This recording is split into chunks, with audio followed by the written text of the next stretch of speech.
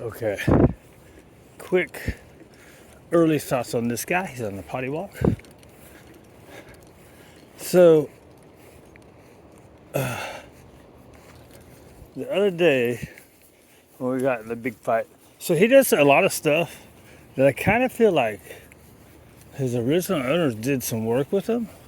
Like, we're sitting at the door, right? And I always make them calm down. I wait for them to calm down and just stand there. I used to always put him in a sit and then go. I don't anymore. But he started offering the sits there, right? So it makes me wonder if that's how they did it first. And then they just gave up because he's so mouthy. So maybe they tried the positive only approach with this guy. And he's just mouthy, right? And so for some stuff, they need aversive, hold on, right? So to stop stuff, you have to correct / punish it, right? And there's a level of aversiveness that has to be there in order to stop practice behaviors, right? So with Waylon and one or two other dogs, at least one, maybe two other dogs, I did the where you grab the snout and hold it, and then they kind of fight, and then you hold on, and then they look at you and you let go once they calm down, right? What are you doing?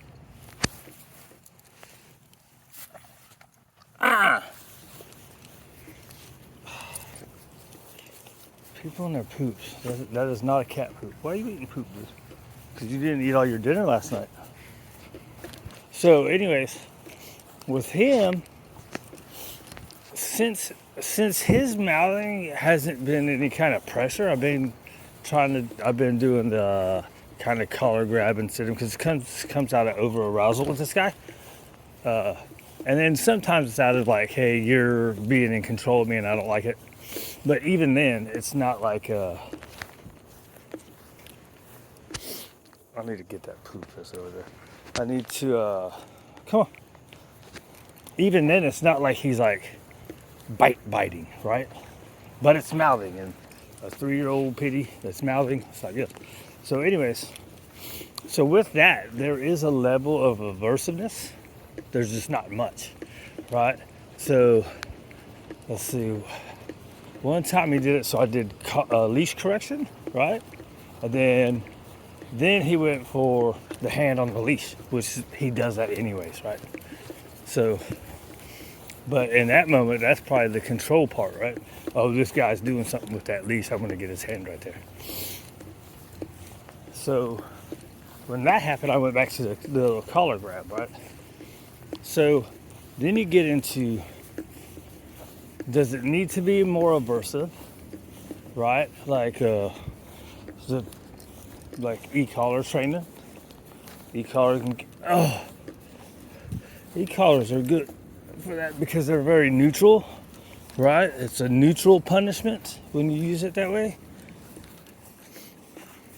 right? Whereas when you're using your hands on their collar, that's invasive and it's personal, right? So where the e-collar would be, leave that shit alone.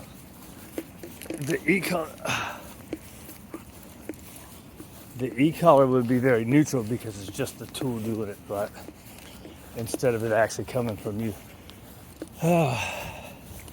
So where was I going with all that? Oh, so part of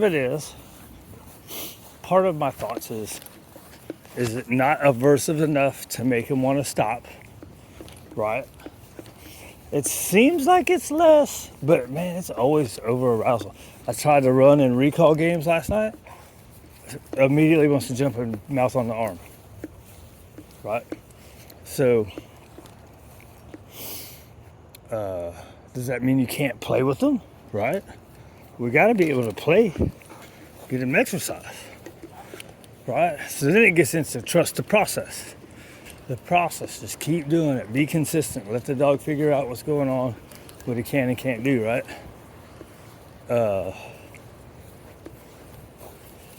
But in the whole trust the process thing, you got to see little improvements right? Are we seeing little improvements? Is he doing it less in those moments when he wants to do it?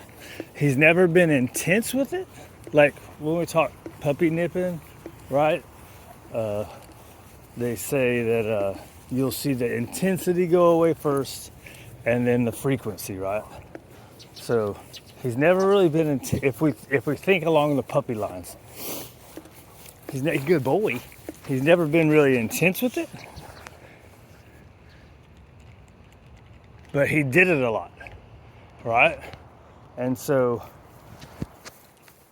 I feel like we're seeing less of it, right?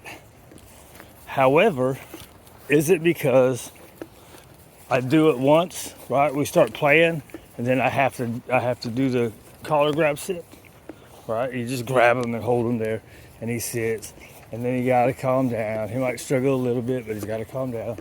If he calms down, he looks at you, and you release him, right? After that, a lot of times he won't play, right?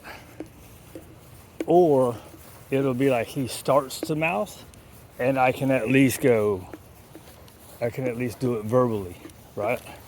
I don't have to redo the collar grab. But then, after a couple of those, that's when he won't play, right? So after one collar grab and then a few notes, right? He's like, well, I don't want to play then.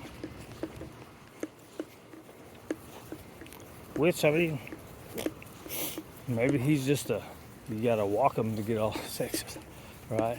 Extra walk. I don't know, it's hard to. There you go. It's hard, right? Trusting oh my gosh, what are you doing? Trusting the process. Is it aversive enough? The positive only people will say no aversive at all ever, right? It's okay to take 3 years, right? Let's take 3 years to get him not mouthy. Well, he's 3 years old and he's still mouthy. Now, again, was that the process that they tried? I don't know. I don't know if they did. I think it's just him figuring out to sit by the door, right, and settling down. Because if they did some work, the downs and stuff would be a lot easier. He does know how to sit pretty well, but that's fast and easy anyways. I don't know, whatever.